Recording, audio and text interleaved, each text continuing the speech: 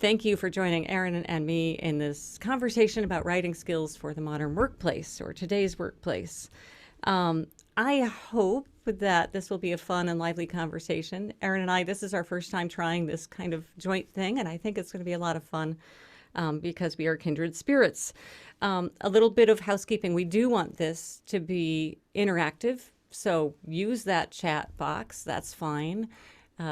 Trash talk what we're saying, that's fine. No, I jest. But we would love to hear from you. We would love your questions. There's only so much time, so obviously we won't get to everything, but we would love to make this conversational, interactive. A couple things also, I have enabled the closed captioning on Zoom, so you can turn that on if you want the closed captioning. I've gotten very used to watching television with closed captioning on lately, so maybe you like that too. I think that's the housekeeping. Just use the chat. You can use the questions, but we can only monitor so many places. So I'll have the Q&A open, but you can go ahead and use the chat. If you really want to catch our attention with something, throw it in the Q&A box. All right, so let's move on to Great. some introductions. Well, thanks for getting us started, Anne. We're going to do a quick introduction of one another, of our two panelists today. And then in a moment, we'll ask you for a quick introduction of yourself in the chat in just a moment. So we're talking with Ann Janzer today, and I'm really excited about this conversation with Ann. Ann and I met on LinkedIn, and she's helped me with my work, with my book and lots more. And Ann is a really accomplished author. As many of you know, she has a wonderful following. I watch their comments on LinkedIn and the support that they have for Ann because her ideas are truly actionable, but she also kind of walks you through that internal dialogue, the worries. Well, how can I be sure that this will be understood? Well, how can I be sure my email won't go on too long? Well, how can I even get started with my writing process? And so it's really like having a guide with you to read what Ann writes about or to work with her. So happy to be with her here today, and welcome to Ann Janzer. Thank you, Erin. Well, let me return that. So yes, Erin and I met on Erin Lebacqz. Lebacqz? I think I said that right. You got it. Yep, Thank like you. an X. I realized I felt like we were best friends and I had never said her name out loud. And, Right. If you're a reader like me, you make up a pronunciation that may not be right. So Erin does, the really important work of actually training and teaching people business writing, not necessarily just writing, but writing for the workplace, which, as we all know, is different than what the way that writing is taught to us in college. So I met her on LinkedIn. I loved what she posted. I loved her ideas about clarity and precision and really concrete advice about how to get there. And then I read her book, High Value Writing, which is pretty recent. And then I knew we are kindred spirits. I had so much respect for the way that she approaches teaching and explaining writing is just so clear and beautiful. She has this image of the writer or the author as a host for the reader, and that just landed with me. So I'm really thrilled. I think that between my kind of geeky, abstract vision of the things and Erin's just very practical working with people, here's how to make this work in your life, we bring a nice rounded perspective, and I think that will come out. I'm hoping in the conversations and questions today, you'll get some good sense of how we complement each other, and our perspectives will help you in your business writing as well. Well, thanks, Anne. Oh, thanks, Jackie, for your comment. That's great. So we'd like to meet you as well. If you could let us know in the chat box your thoughts on just one of these questions. Either how has the writing that you need to do for work changed since the pandemic began, whether that's what platforms you're writing on, what goals you have for your writing, who you're writing to, what tone, it's up to you. Or if you're not so sure on that one, what's your biggest writing challenge in general when you're writing for work? What are some of the things that make you worry and that you're looking for clarity on? So please take a moment to let us know your thoughts on one of those questions in the chat box. And then I'll talk about our agenda in just a moment. Let's see what kind of answers we have here. Yeah, Katrina, that's a great point. And I get your newsletter. I love it. It's always brief and to the point. and yet super helpful. And so more of that different ways to reach our audience. It's changed. Yep. Yep. And marketing writing, wow. I mean, talk about something that where writing is really critical. Marketing is that domain. That's where my background is. So, yeah. And I'll suggest a couple of you may have had your Zoom chat default to only sending the chat to Ann and I. So a couple of them went to host and panelists. If you could resend that with the setting to everyone, then everybody will get to see your thoughts. Writing for different audiences. Yeah. Good catch. Time. Yeah. This idea that less is more, but how do we achieve that when we still have to share information with each other? Setting expectations for your team. That's we're going to talk about that. We're going to talk about the workplace and how we communicate what we're good at and how we protect that. Yeah, definitely. And importance of tone. Emails. Yeah, that's hey, second Sandy. Guessing. Brenda second guesses everything. Brenda, you are probably not alone in that. I doubt it. Right. Getting people to read to the end of something. Yeah. It's hard because everybody's reading all the time right now, right? Because we're all emailing each other instead of seeing one another. Yeah. I have a lot of thoughts on writing emails that people read that I covered in my book. And it's made me a better emailer writing that book, I have to say. Yeah. Well, and thanks for your comments about different sort of genres or categories of writing you're doing. We've got nonfiction, biographies, social movement writing. And it's always different, right? Your goal and your audience are going to make your writing different each time. Okay, well, those are still coming in and we appreciate those insightful answers. I'm just going to keep it rolling because of time, but we'll continue to keep our eye on the chat. And by the way, you can save the chat at the end. We can talk about that if you want to be able to read other people's comments again. So here's what we'll be talking about in our hour together. We're going to just go through three sort of middle sections. First, we'll talk about current trends in business writing. And the way that it'll work each time is Ann and I will ask each other a question and talk about it. And then you can feel free to be putting your thoughts in the chat box. And at the end of each of these three chunks, if we have time, we're hoping to take one of your questions as well during that section. So we'll kind of review what we've seen in the chat box and a question if there's time. And then at the end, we're certainly keeping about 10 minutes or so for Q&A and just chatting and meeting people and all of that. Okay, so let's get started with our first topic, current trends in business writing. And I'll turn it over to Ann. Yeah, we're going to start with a poll. So I'm going to launch a poll. I want you each to take a moment to say, do you think you do more or less writing at work now than you did a few years ago? Is your writing load increasing or decreasing? So just take it. We'll get some answers in here. Everyone's quick to the poll. I love this.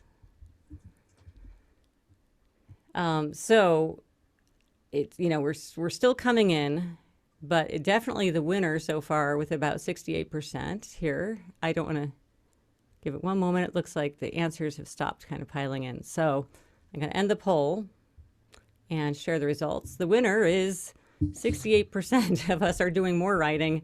About a quarter are doing the same. 23% are doing about the same. And only 9% are writing less than they were. So the writing load is increasing or staying the same, depending on where you are in your job. But 68, so 2/3 of us feel like we're writing more than we were a few years ago. That's very interesting. Thank you. Yeah, thanks everybody. That's really significant. On that note, we're going to start with our first question, which Ann will be talking about. I think it's related to your poll, right? Technologies have been changing, and yet we're seeing people answering that they're writing more. And so I'd like to know from Ann, who's really good at watching business writing trends, do you feel like technology is making writing skills less relevant, with help that we have from different programs or different ways that we're writing now? Do we need writing less because of technology, or is that kind of a myth? Yeah, so I think that's kind of a myth. I mean, I see on LinkedIn hand-wringing over the AI bots are writing now. And I've read about, AI bots writing articles. Or I see people saying, Why do you need to write when we're all just on Zoom talking to each other or on Google Team, Google Meet or Microsoft Teams? So it's, people are always bemoaning the loss of reading and of writing. And I think a couple things that technology actually stretches us as writers. It demands more from us as writers. The thing that we need to realize is that technology always changes us, right? It always changes our behavior, and that changes us. But I think that with all of the technology, look at the virtual workplace. So what's happened now, we have more virtual hybrid teams. Technology has enabled that. Thank heavens, during the pandemic, we've been able to stay connected.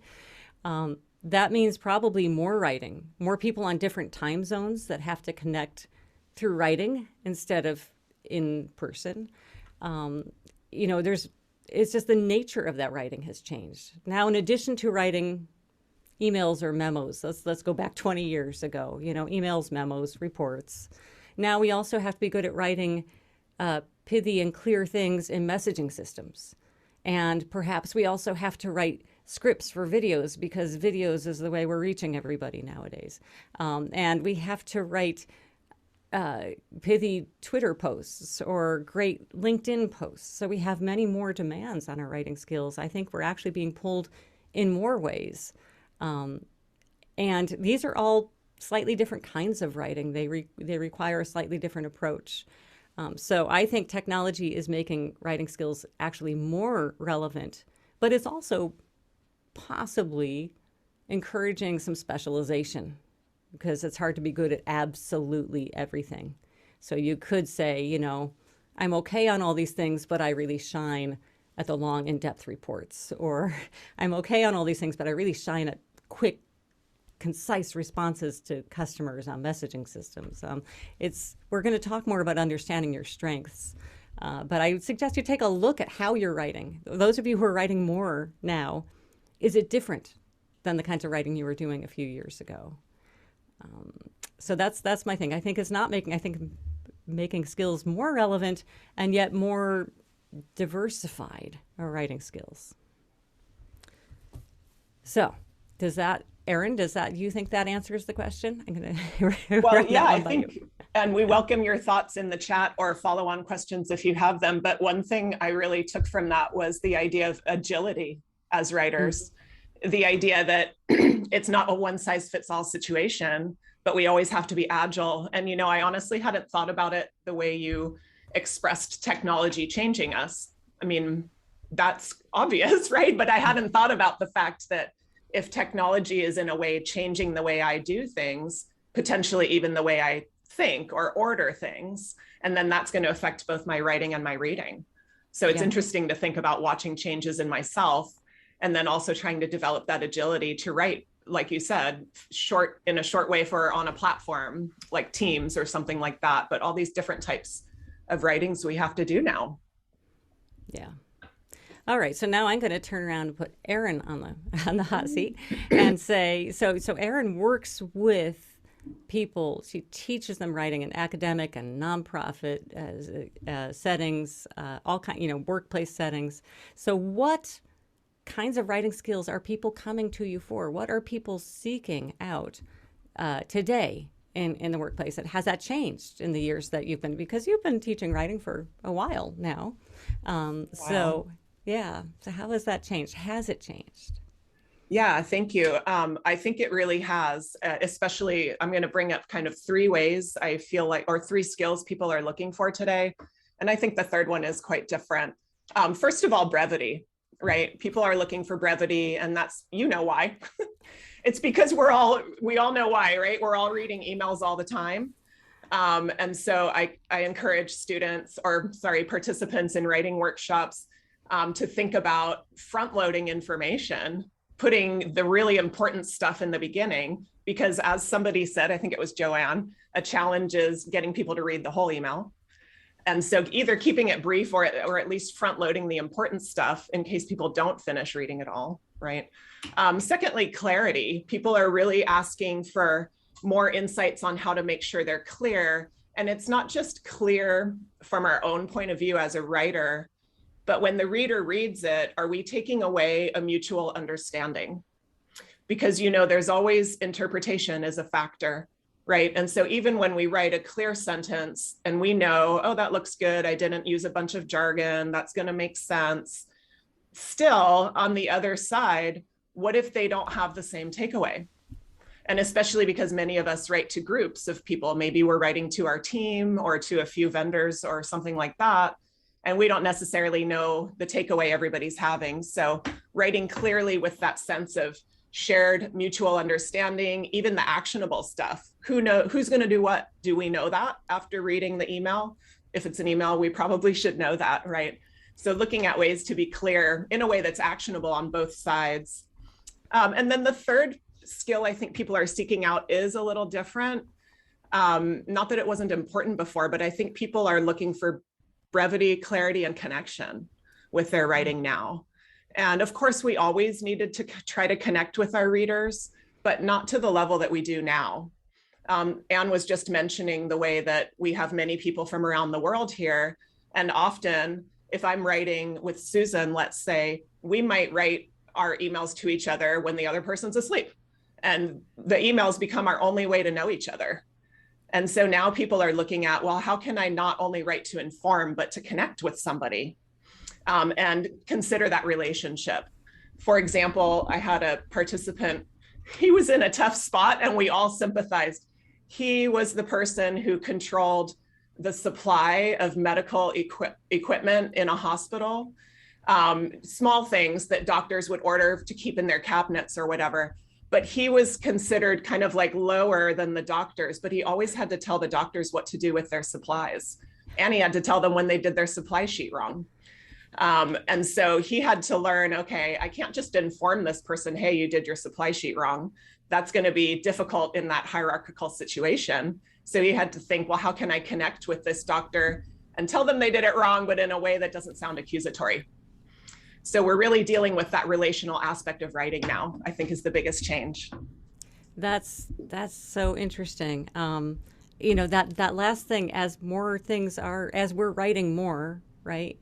We might be replacing some things that were human conversations. You know, if this gentleman was speaking to the doctors face to face, he could probably do it, right?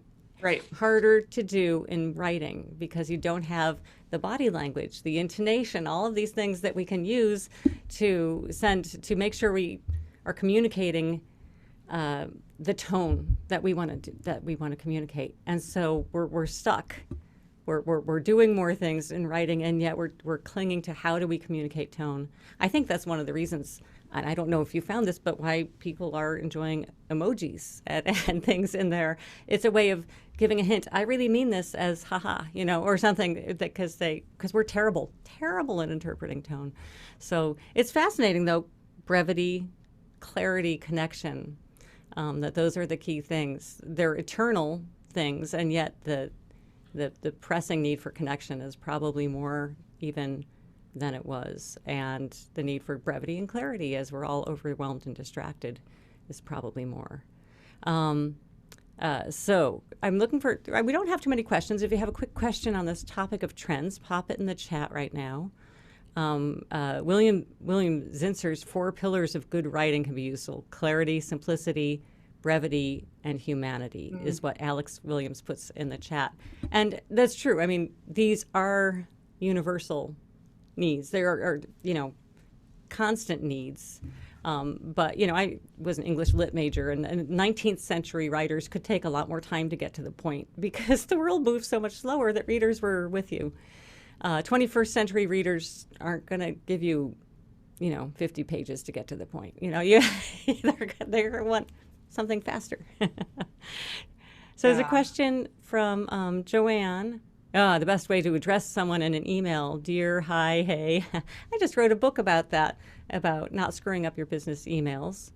And again, the best way to address someone is going to depend on the recipient, not any sort of universal best standard. Hey is very informal, and some people interpret that actually as insultingly if you don't know. It depends on the recipient's culture and your relationship with the recipient. So if you know someone well, you can do hey or hi or their name or jump right in. If you don't know them well, a more hello someone is good. And if it's a different culture altogether, look to see if you have any emails from them and mirror what they've done. You can never go wrong by mirroring the recipient. So, yeah, and thank you. And I'll talk about Stuart's comment real quick, and then I know we have to go to our next chunk in a moment. But yeah, oh, thanks for sharing, Joanne. Anne addresses that in her book, yes, 33 thanks for Ways Not to giving me Screw the Up an chance to. Email. She's letting me plug my book. That was well done. I swear I didn't plant Joanne in the. I'm not paying her. Well, no. Stuart, it's a great point. Stuart mentioned, well, we might be writing at different times across different time zones, but what about the cultural element? What about what's considered polite in different cultures? What's considered too direct in different cultures? And that's a huge point. I recently was asked by a French American audience, do we have to sound extra friendly when we're writing to Americans, right? How should we think about the culture that Americans are expecting? And I'll be real brief with this, but just to really illustrate that Stuart's point is something we need to think about. I was doing a session in English with people in Europe, and I was talking about words that are very meaningful and impactful. And I used the word collaborate as an example, because I think it's a really meaningful word. It tells a whole story. 2 groups were involved. There was a project at hand. They all contributed. We get all that in one word. Well, a Belgian in the audience said, actually, here in Europe, we stay away from the word collaborate because it has World War II undertones. And I thought, oh, here I am saying how useful it is for an American audience, but we really do need to think about culture as well. So yeah, thanks for pointing that out. And then we had a couple questions if you wanted to speak to AI, if anyone's tried out AI such as Jasper, or how we might give email feedback to somebody. So let me just say about AI. I've actually talked to someone. My friend Marty Constant has used AI to take one post and used an AI application to come up with rewording of her post to have multiple posts saying the same thing but not the identical words. So she's used it in that way. Let me just say that many of you are already probably using AI without thinking about it, which is in your phone when it's making the suggestion, you're texting for what the word is you're going to say. That's an AI-based suggestion. If you're using Grammarly or Pro Writing Aid, I think Pro Writing Aid, you're getting AI-based grammar suggestions. And so I think, technology stretches us, but it also can help us if we're intentional about how we use it. So. Yeah. All right. And, to your point, Paul, talking about if you're working with people who send sort of a deluge of information and you're getting paragraphs and attachments, I try to, it kind of goes back to what Anne mentioned about that metaphor that as a writer, you're a host for your reader. And I try to caution people, don't make your reader do all the work. The reader is going to be like, if you're hosting someone, you're in charge of saying, hey, here's the bathrooms down the hall, here's how you can get a snack. And that's our job as writers too. And so talking to people about, hey, you want to host your reader, you want to help your reader. You don't want to say, hey, reader, here are 35 things, you choose what's important. We want to do some of that work for them. So I would maybe talk to them about that idea. And Katrina thinks that's a great example, using AI when we have different approaches to language, and that was helpful for your son. Wonderful. Yeah. Okay, let's get on to our next topic where we're looking at a balancing act where now that we're writing for everything, and all of these examples you brought up are really helpful for this, how can we balance the need to be detailed but brief, productive but quick, all of that comes into play? Yeah. Before we answer that, let's run the poll. Yeah. I almost forgot about the poll. Let's run the poll, and because this is very related to that. Poll 2, I want everyone to just take a quick moment to say, what are your key writing strengths? You can choose you can choose multiple, but be honest, just the ones that you think you're strong at. Clarity, depth, or speed. So let's take a look at where our audience is. Oops.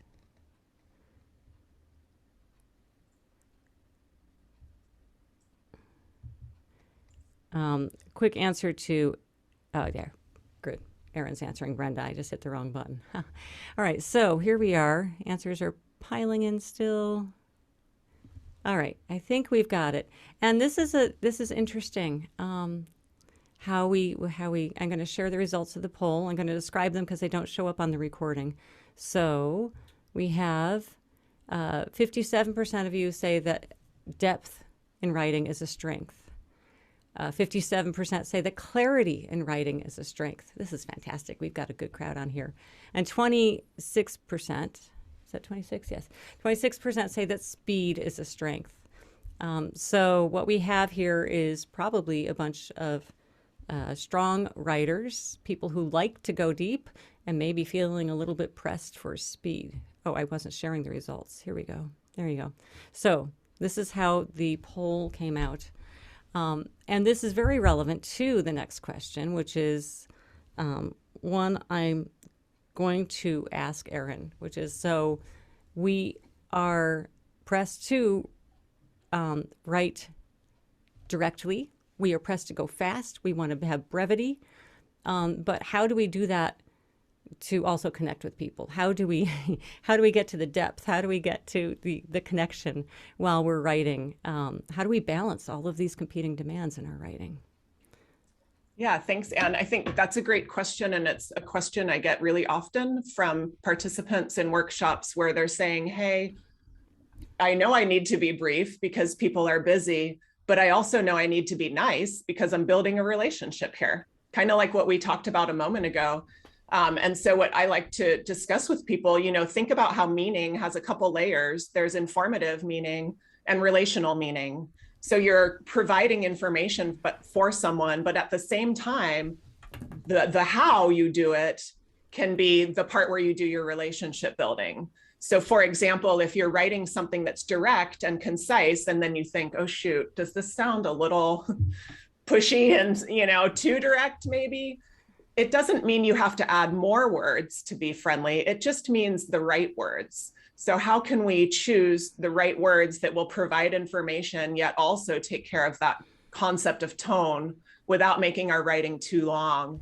And I would propose, sort of a micro and a macro level for that I'll talk about briefly.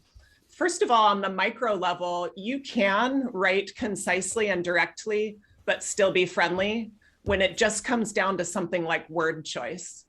So for example, a participant told me, this is in the book actually, because I thought it was such an interesting story. He said that every year, the place that he worked would do a holiday toy drive for the local kids. And that every year in the past, he admitted he had blown it off. I said, well, why? And he said, well, the marketing material was well done, but somehow when they said, I'm just waiting on a screen freeze. Hopefully I didn't freeze for you there. I had a little screen freeze. He said, well, in the past, when I would get the materials from marketing about the food drive, it would say donate to kids in need. And he said on reflection, it hadn't grabbed him. But this year they said help kids in need. And he said, literally, it was the one word from donate to help that made him realize, oh, I want to be helping kids, and donate maybe felt a little sterile to him, kind of back to that humanity pillar, right? And so I would propose that we can write often the same exact direct sentence, like please donate to help kids, or please donate to kids in our community, and just switch that word to add the humanity, please help kids in our community. I didn't make it longer. So you can write your direct sentences with a concise sentence structure, but then make sure that the verb is friendly, make sure that the words are connecting with what people would really be thinking about. And then we could take that to sort of a broader level as well, where when we want to be direct, but also helpful and build relationships, we really have to go into thinking from the reader's point of view. It's back to Paul's question about receiving information where the writer has not done the work to funnel it down for the reader. They've just said, hey, here's all my stuff, take what you like. We need to do that work as writers. So we can write directly, but order things in the order that's most relevant to the reader. For example, provide only the information that the reader needs this week for their action, not what they needed last week or what they're going to need next month. Really think about the position they're in And then we can be direct, but still be empathetic by providing both clarity and what's most relevant to our readers. Those are a couple tactics I like to use and encourage others to use. There's, something that you said just really pinged. So you just made the word choice change, right? The power of words is fantastic. This kind of empathy, you might just need to build it in a revision. You might to write the first pass and then go say, how am I going to switch the verbs? What is it that's not necessary I'm going to cut out? I don't need all this backstory. Empathy is maybe a cognitive stance that you inhabit when you revise your writing so that it will land with people. I love that example of the word choice. I mean, just find a thesaurus when you've got boring blah verbs like is, which is my go-to verb in my first draft. Just open up something like Word Hippo and look for other interesting ones that are gonna work for you. Well, and on your point about revision, I think that's really it. You don't have to stress about getting all this done on a first pass. Maybe you just write directly on your first pass, but then read it to yourself as if you were the reader and see if there's anything that would kind of put you in a bad spot. Because, Anne talked about word choice there. And the other word that I'm real careful with is you. I think that if you want to be direct, but still relational, be really careful and judicious with when you use the word you. I would suggest using it when something is positive. Like you made such a great point in the meeting, that totally helped me. But when it's negative, instead of maybe saying, your point in the meeting was a little confusing, or I didn't understand your point, we're still kind of using that you, making it seem like the person made a mistake. And it might be more useful to say, I didn't understand the way that this example applied. And I've managed to avoid the word you altogether. So I would say you can sound a little like this if it's about something negative. So consider that as well. That's a great point. Yeah. And so as we're talking about this idea of revisions and how much time to spend on something, let's get back to that question from the poll of how can we provide depth, but still get everything done and be productive for ourselves and our readers. So I'm asking Anne now, how can we go deep with our writing, but still produce what we need to? How can we avoid sacrificing that depth and complexity just to get things done quickly? Yeah. Yeah, and that's, I think, the pressure that a lot of people are feeling. They want to go deep. They enjoy. We know this group here has skills going deep with their writing, but the world is going, hurry up, post that thing on social, right? So, and so the deeper, the more thoughtful work, the longer writing pieces, for example, are always going to end up in the backseat to the urgent and the short things, unless we take action to protect them. So I would suggest two things if you really want to do or need to do that kind of deep writing in today's workplace. That first of all, you obviously break the big project into small chunks. What's the very next step to do on this? It's to do some research. It's to talk to this person. It's to outline, whatever. Break it into chunks. Give yourself as much time as you can to do small windows of work, because small windows is what all that most of us have in the workday, frankly. I mean, maybe you're lucky enough to go into work and have 4 hours of uninterrupted time to think deeply, but I don't know many people who have that luxury. So break it into chunks and then defend that time. Defend those chunks, protect it, schedule it. I talked to a bunch of workplace writers at Adobe years ago when I was working on another book, and they would do things like schedule a conference room. And a few of them would go in and shut the door. We're in a meeting. Well, no, they were all just working on their writing, but they had to do it in a place where no one would interrupt them. I thought that was a lovely and creative approach, is just say, find it someone else who has the same issue. They need to do some deep writing uninterrupted. And, say you're in a meeting and go to a meeting.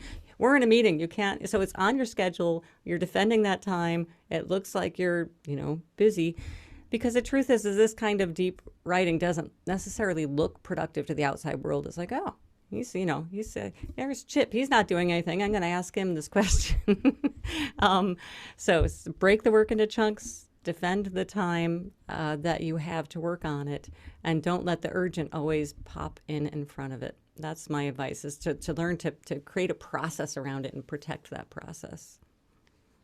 Yeah, that's so hard to not just jump when something urgent pops up. Mm-hmm.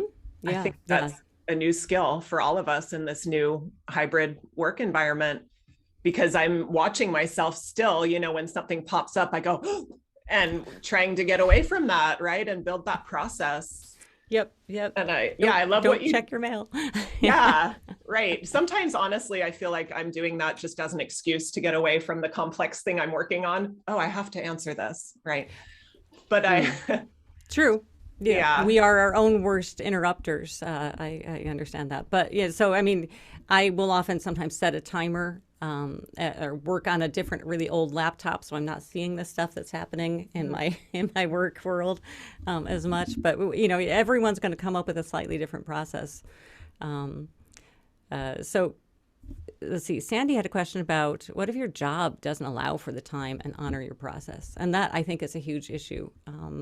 When I talked to these writers at Adobe, and this was years ago, but when I asked them where they did their writing, and none of them did it in their office. I mean, they did it, or they came back to the office at night, or they did it at home, or they did it, at the cafe, or they snuck out, or they scheduled a conference room.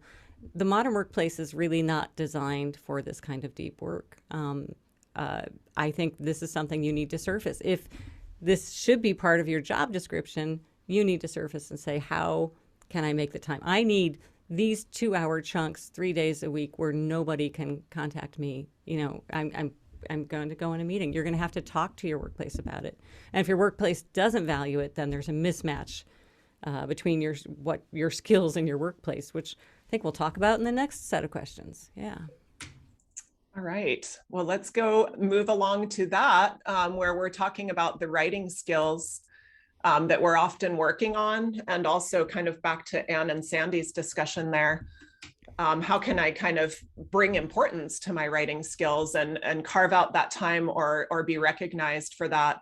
But first, we'll start with a poll on writing skills to get everybody's opinions, and then we'll move forward with these questions. So the poll is, and this is related to the last poll, instead of what are you good at, that's what writing skills are most valued in your workplace. And this time you only get to pick one, the ones that are most valued in your workplace. Because, you pick the one the top one.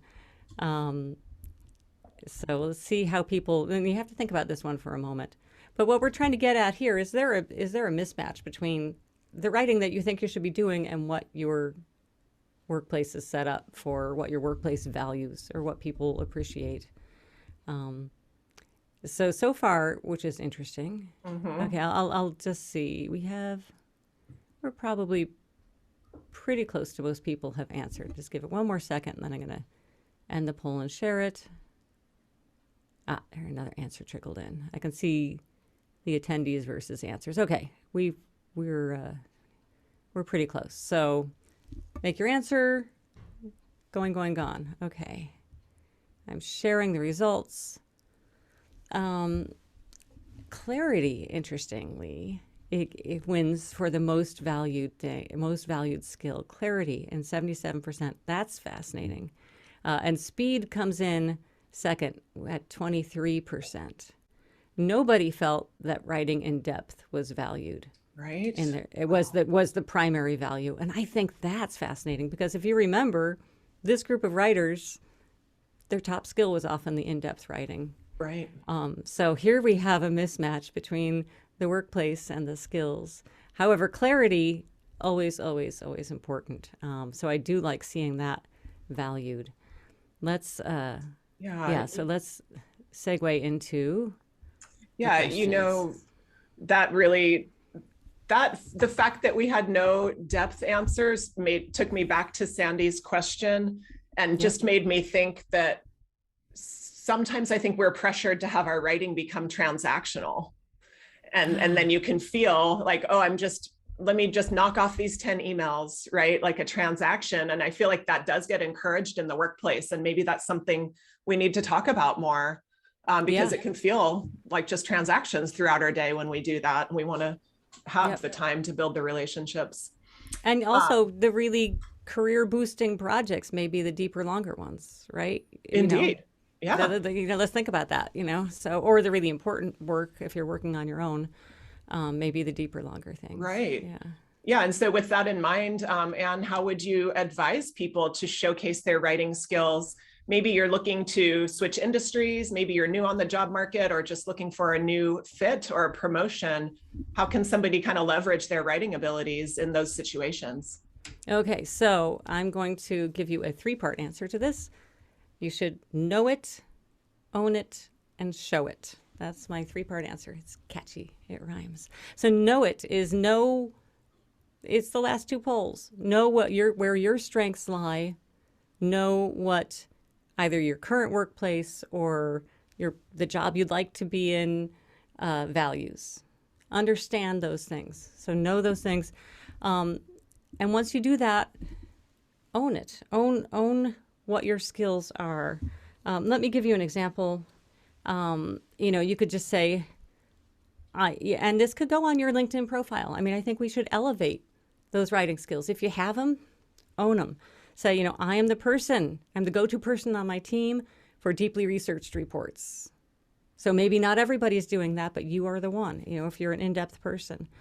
My friend Marty Constant, who is a workplace futurist, which I think is a fantastic title, and a career advisor, career coach. She says that you should have a, a career brand phrases that you use, things that are memorable about you. So I might have said back when I was writing as a freelance writer in the corporate world that I translate technical features into easily understood benefits. That was what I did. But I also would tell people the geekier the better. Or when other writers run screaming from the room, call me. Those were my sort of career phrases. I just developed them. I didn't think of them as career phrases, but that's how I explained. So maybe there's something like that you could use to explain your niche in writing, your particular skills. And then the third thing is, so that's owning it. Say, owning this is who I am. And it's important to do this because we undervalue the things that come easily to us. We just do. So if writing deeply or writing quickly comes easily to you, you tend to think it should come easily to everyone else, and so you don't put it down as a strength. It is a strength. So own your strengths. And the third thing is show it. It's not enough to say, I'm a really fast and productive writer. You give a proof point, give an example, like I am a consistent and prolific writer. I've maintained a weekly blog for my current company for 3 years with steadily growing readership. That's a proof point for the thing saying you're consistent and prolific, right? I mean, come up with a proof point, come up with a story or an example. This would be a great way to lead someone if you were actually in a job hunt might request, oh, can I see your blog? Yeah, here's a link. Or can I see that ebook that you created or the report or the book you wrote, whatever it may be. But have a proof point that you can show people to. So know it, own it, and show it. That's my advice. That's great advice because one of the biggest questions I get from writing learners is how can I feel more confident about my writing? And I know you were speaking to how can I make sure people know what skills I have, but that own it, even the know it and own it, right? What is it that I'm good at? Oh, I can be proud of that. And then not only that, but I can use that to make writing decisions that make sense and develop confidence as an agile writer. Yeah. So segue, let's say I'm speaking really to someone who is pretty new in the, I was speaking to people who are working in the workplace. What if someone's coming out of college or hasn't really been seeing themselves as a workplace writer?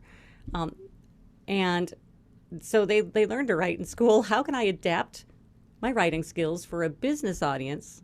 When I learned to write essays in school, I mean, I'm approaching the way I learned to write, was taught to write, and it's falling flat. So how do I adapt my skills? That's my question for Erin. Yeah, thank you. And I think that that's a pertinent question for all of us of all ages too, because even when I'm working with people who are leaders in their company and they've been doing this a long time, for a few decades, we still all have one thing in common, which is that we probably learned to write at school. Even if it was 40 years ago, that was probably the only place we've been where someone spoke about writing to us every day. And we were even asked to speak about writing. It was as if that was the way to learn writing, as if that's the way writing works, because we just don't have discussions about writing after school for the most part. And so we have to be really intentional about figuring out what writing habits we might have developed from school and figuring out how to turn those to something that works for business writing. So what I often suggest people do is anytime we're writing, we're thinking about two things. What am I trying to accomplish with this writing? You could call that your goal, purpose, right? But why am I doing this? What am I trying to get done? And secondly, who's going to be reading it? Those questions are always the ones to ask when we're writing at work. But if we think through the lens of those questions about our school writing, we can learn how to adapt it. So for example, why am I doing this? Back in school, why were you doing your writing? Well, because you had to for a grade. But not only that, there were specific requirements asked of you, and you had to show your knowledge. The writing we did in school was often to show I know stuff or I know how to do stuff. It really was not with the reader in mind. It was to prove what we can do. And the biggest issue people bring up in workshops is, well, I'm still writing for a word count. In the back of my mind, I've still got that 2,000 words requirement on my dang essay, right? And if you went to college or grad school, it gets worse and worse, the better we get at school writing, right? But what were we trying to do? We were trying to show that we knew how to do it and that we had the content. So that meant things like achieving a word count, using a vocabulary that kind of shows how smart we are, possibly using more flowery language because maybe our teacher wanted a hook and a nice introduction and a rhetorical question, stuff we don't really want to do now. And then when we think about who were we writing for, well, it was our teacher. We knew they were going to read it. It was their job too, unlike today where we know sometimes an email might not get finished being read. And so we can use those two questions now to think, well, what am I trying to accomplish now when I write? I'm not trying to show someone how my vocabulary is so great. And I'm not trying to write 500 words. What I'm trying to do now is provide what this other person needs. Now we have a real live audience. We have a real person who is truly waiting for our information, who may depend on it to take some kind of action. So instead of showing ourselves through our writing, we are now trying to write to help that person get done what they need to, or to contribute to their ideas and build ideas together. So it always goes back anytime you're writing anything, why am I doing this and who is this for? And that can help us transfer those skills. Because of course, for business writing, we want to front load the information. We don't want to do a beautiful introduction and have the main point at the end of 5 sentences. We want to front load the main point, get people the information they need right away. Back to why does the reader need this? What does this reader need from me?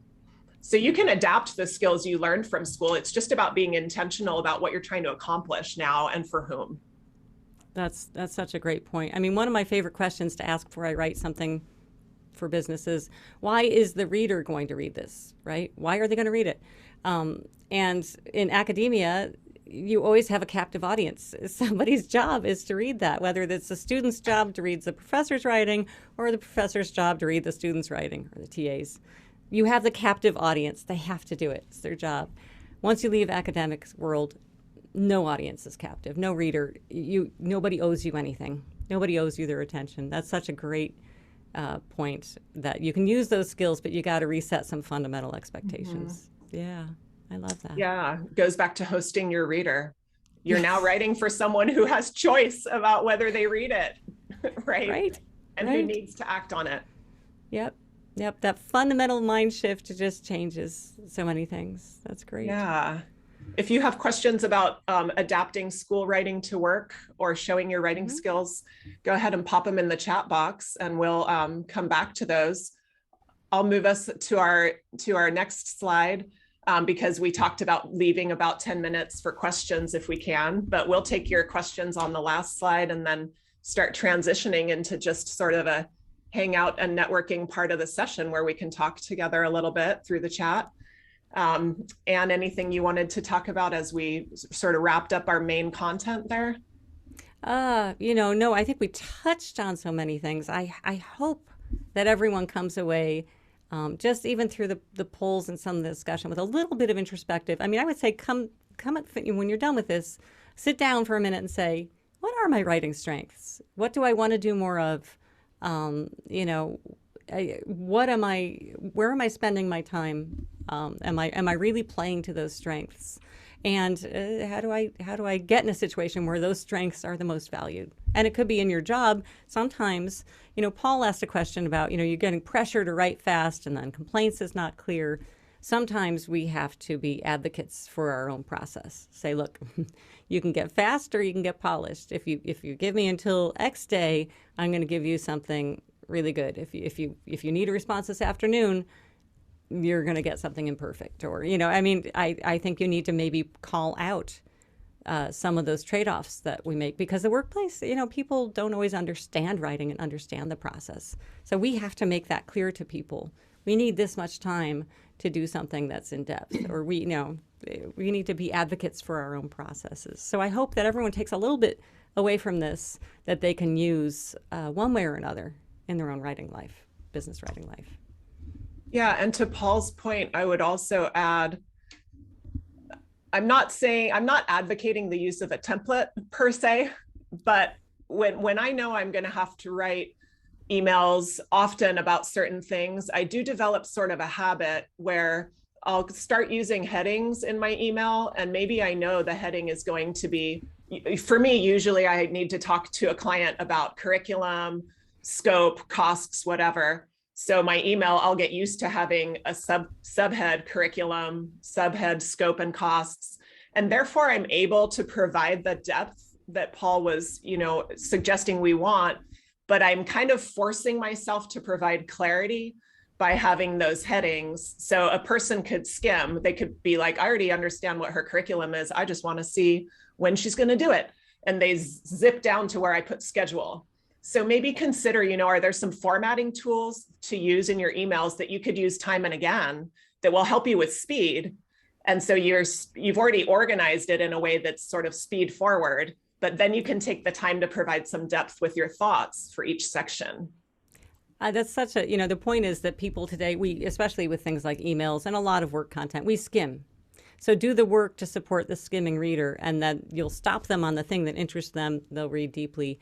This is a generous thing to put in that little extra bit of work. And I know when I get an email from someone who has done that, who has taken the time to do subheads and sections, you know, you can just make a little thing in bold and move on to your paragraph.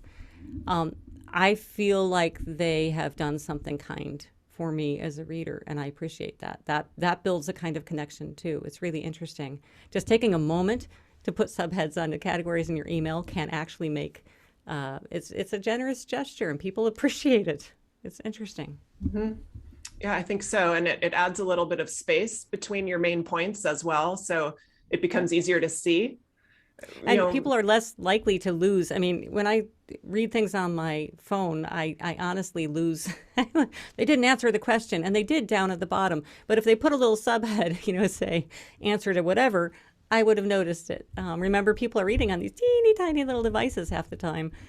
So the more help you give them, the more crutches for finding what they need, the happier they will be with you, and the more likely they are not to miss stuff that you have put the time into crafting. Right. Yeah. Yeah. Back to doing the work for the reader. And when you're thinking about making your writing easy for the reader, that includes visually. Mm-hmm. So write an email with 5 huge paragraphs in a row is a bit of a turnoff for many of us when we're having a busy day. And when we don't know as much about the email as the writer did, it would be harder for us to decipher what's important because the email is new to us. Whereas the writer themselves could have done that work to set forward headings and do that clarity work so that when I get there and read it, I can see with my eye, ooh, I'm going to go to that part first. So there's also, easy for me. Yeah, there's another little geeky benefit I have to share with you that psychologists have done these studies, and they've shown that things that are just easier to read because the font is easier to read or the format is easier to read, people think that the person who wrote it is smarter. Okay, I'm just going to say the easier you make it for someone to get something, you're not dumbing it down. They're actually like, oh, you know, that Erin, she's pretty smart. You know, I mean, it's a psychological thing. Daniel Oppenheimer had a study on it. I can't remember the name of the study, but it's hilarious. And it basically, yeah, if something seems, if you're using a lot of jargon, words that are hard to understand, people don't think you're smarter. They think, they're like, yeah, yeah, yeah. They don't think you're as smart. When you make them feel smart and informed easily, they feel better about you. So it's a personal branding thing. Let's just say that. Yeah, and thank you, Katrina, for your point. I totally agree. The idea of using your email's subject line to at least hint at the needed action or what's actionable. I put an example in the chat there. Often I'll advocate just a two-part subject line where one part covers the topic and one part covers the action. So if I said food drive, donate in March, now before I don't even have to open it to know, oh, yay, we're having a food drive, but it's next month when I'm going to give things. Yep. And so if you can let your reader walk into your email already knowing, I know, Katrina, I thought after I typed, I go, why did I say donate? We just talked about how help is more impactful. Exactly, right? That's the right revision. But it's wonderful to think that your reader could open your email kind of already knowing what it is, kind of already getting it. It's like a movie trailer. Yeah. And remember, too, people use the email as kind of a filing cabinet of stuff they're going to get to. They don't necessarily read and act on it the moment they get it. So a good subject line means they're more likely to say, oh, I got this email from Erin. Yeah, I'm going to want to open that, but they leave it there. And if the subject line tells them what it is, they're more likely to open it and come back to it. So subject lines are really important. Yeah. All right. Well, I know we have another minute and you may have meetings at the top of the hour. But we really thank you for being here, and we're going to stick around for questions. But we can just kind of say our thank yous here, and we put a couple ways to stay in touch on the screen. And of course, we're both on LinkedIn as well, if you'd like to connect. And we will send a recording of this probably another day. So you will get a recording of this, and we'll try to download the chat and send that as well. Yes. So we'll make sure that you have all of that. In the next day or so, if in case it went by or you came in partway through. Yeah. Let's look at Brian's question here. How do we make writing less boring? You know, I mean, we're all reading a lot of writing all the time right now. And sometimes we have to write or read about subjects that are not fascinating. Yep. So how can we make sure that our emails aren't boring? I honestly think that comes down to choosing words and turns of phrase that are familiar and human to your reader, to get out of that sort of tendency we all developed from school to sort of imitate the bureaucratic, official, formal way of writing. And we don't do it on purpose. It's just our brains are so smart that they pick up from imitation. Oh, serious writing has to sound very bureaucratic and passive. No, it doesn't. That's no fun to read. So just kind of recognizing that we might have adopted habits that aren't super helpful, and trying to get that humanity in there by saying, oh, I'm not going to tell someone I'd like to demonstrate an email process for you. I'm going to say, I'd like to show you this. Right. I don't need to say demonstrate and sound all important. I could sound human instead. Right. So yeah, showing up as human. And Brian, you asked about some of the longer form things. I have a whole section entitled How Not to Be Boring in my book, Writing to Be Understood, which is about writing nonfiction. And I think that one way is we try to engage more parts of the reader's brain. So we use some imagery if we can. We use a good metaphor that catches their attention. It's familiar but helps them understand. We can tell a story. We can try humor. There's a lot of things to try. I think my favorite way is to try to activate bits and pieces of the reader's curiosity, because that's what keeps someone engaged in writing. Ultimately, it's kind of this, you're curious, this is going to add value, or did you know this thing, to bring people in. So there's a lot of, on the longer form, you have a little more room to do some techniques. I would suggest you experiment with imagery, metaphors, and story first, because those are all easy things to make sure. And a story can be 2 sentences. I was sitting at my desk when something happened. That made me, this is what it led to. It doesn't have to be, Joseph Campbell's whole hero journey. Not to diss Joseph Campbell. But yeah. But yeah, that's a great point. Thanks, everybody. We appreciate your thank yous, and thank you so much for being here. We were really excited to talk with you all and get to meet some people that each other knows. And we'll be following it up, like Anne said, with the recording link and more information to both of our newsletter groups, etc. Thank you. Yes. Thanks so much, everyone. Really fun.